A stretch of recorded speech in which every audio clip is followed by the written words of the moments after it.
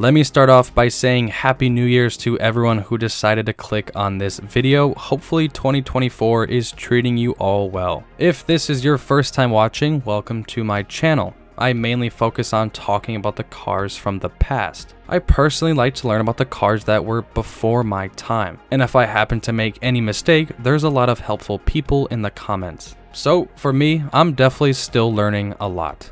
I try to be 100% truthful with the information I give to you all. But also, I'm a person with opinions. Contrary to what some of you people believe, I've been called a robot before. Anyway, there might be some bias, but I try to avoid that. This is a happy place to learn or to remember the cars from the past. To my returning viewers, welcome back. I hope you enjoy this week's video. If not, I do apologize. I'm incorporating a system to go over each decade evenly so nothing is saturated. Enough of all this, let's talk about the Pontiac Bonneville SSEi.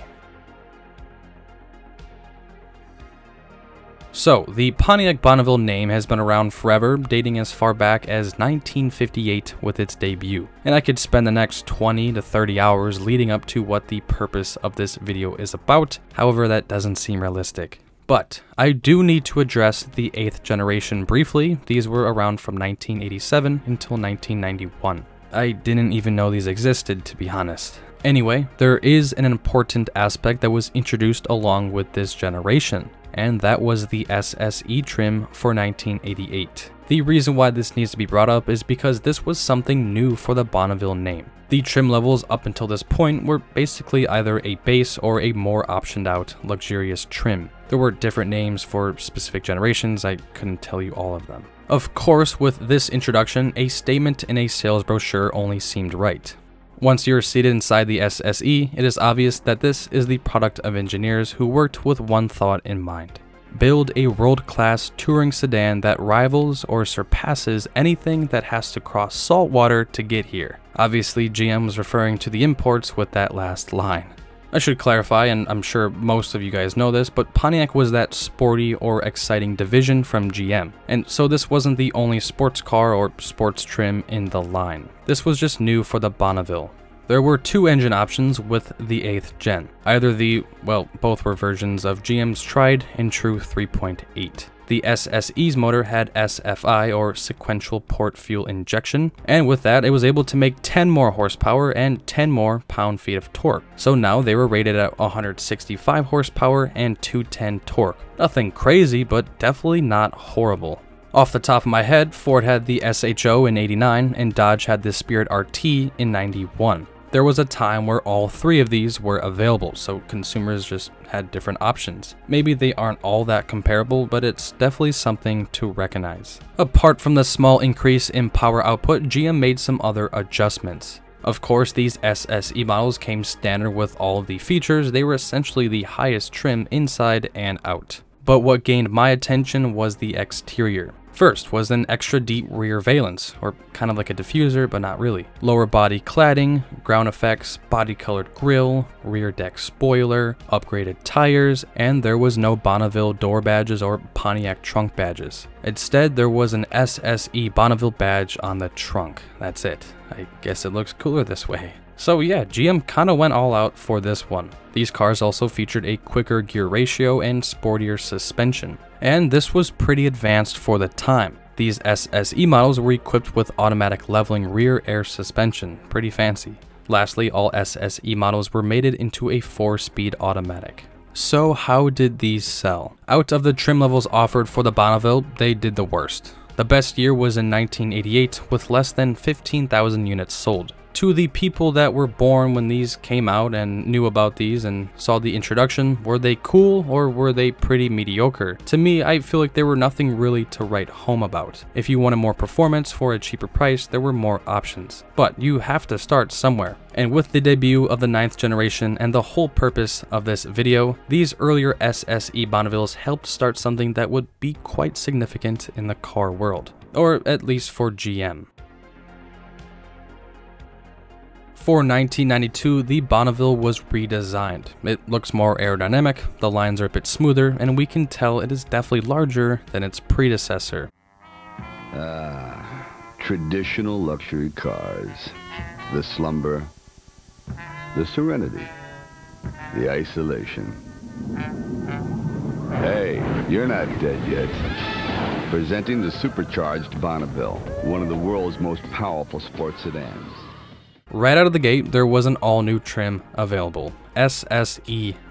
So with the prior generation, the top-of-the-line trim was SSE, and for the 9th gen, SSE was moved to the middle slot where the SSEi replaced it. SSE and SSEi don't stand for anything, so that extra I for this new trim means nothing. This is when things start to get interesting as GM now supercharged that 3800 motor. Base models without the supercharger were making 170 horsepower and 225 pound-feet of torque. Again, not bad at all. However, with that Eaton supercharger, these were pushing 205 horsepower and 260 torque with its debut.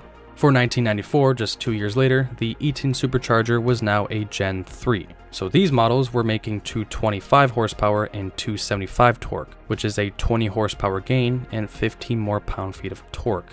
Then that same 3800 motor was now in its second iteration for 96. And the base model Bonnevilles were making 205 horsepower and 230 pound-feet of torque. So when GM supercharged this version for those SSEi models, and I will clarify you could option this motor in on other trim levels, these were now making 240 horsepower and 280 pound-feet of torque, 0 to 60 in around 7.8 seconds. So are these numbers good for the time? And I would say yes. The Mazda Millennia S models received a supercharger, and these were making 210 horsepower and 210 torque for 96. Ford just redesigned the Taurus SHO for 96, and they decided to put a V8 in those. Those SHOs made 240 horsepower and 225 pound-feet of torque. Those are all the numbers that I got from my research. A lot of this stuff changed over time, but I believe those are the most accurate. Alright, well, so that's cool. What about the rest of the car? I've been just strictly talking about performance, and that doesn't seem fair. Well, the SSEi models got body cladding, matching colored grille, fog lights, dual exhaust, some nicer wheels, just cosmetic touches to fit the role of being a performance car. I did forget to mention, I think one of the downfalls for these cars is that they're front wheel drive, so take that with what you want. I personally find it kind of disappointing. I think it's definitely a letback, but yes, they are front wheel drive. For later models, they received fingerprint controls to modify the transmission shift characteristics. If any of you guys would like to explain that to me, I would be more than happy to read about it. I could look it up, but I'm sure you guys can explain it a lot better than the internet. Speaking of the interior, later models got 12-way articulating bucket seat adjustments for a Pontiac. And while we're talking about the seats, man, do those look comfortable. Honestly, today's cars, and even within the past decade, there's nothing really like that.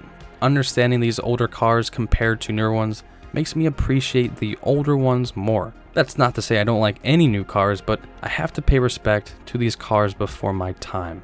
The 9th gen Bonneville would end production come 1999. They sold fairly well. I'm not sure about reliability. I know those 3.8s are great motors, some years had their issues, but for the most part, very good engines. For 92, the debut of the new styling, GM sold almost 100,000 base model Bonnevilles to 7,500 SSEi models. This will correlate for the rest of the years in terms of the base models outperforming the SSEi models by a long shot. By 1998, 1 year before production ceased, 58,000 base models to 3,400 SSEi models. The Bonneville name was not thrown out just yet, as it would go on to live one more generation from 2000 until 2005. I could have included the 10th gen SSEi, however, I would like to dedicate an entire video for that. This is why I love cars so much. There will always be stuff to learn about, and especially these final gen SSEis are heavily forgotten about as well. They actually came with a pretty punchy V8. What do you guys think about the 9th generation SSEi Bonnevilles? Were they cool when they came out? Do you remember them? Did some kids in high school have them? Let me know in the comments. I'm going to have an ongoing tier list for 90s cars, and this will be the first entry.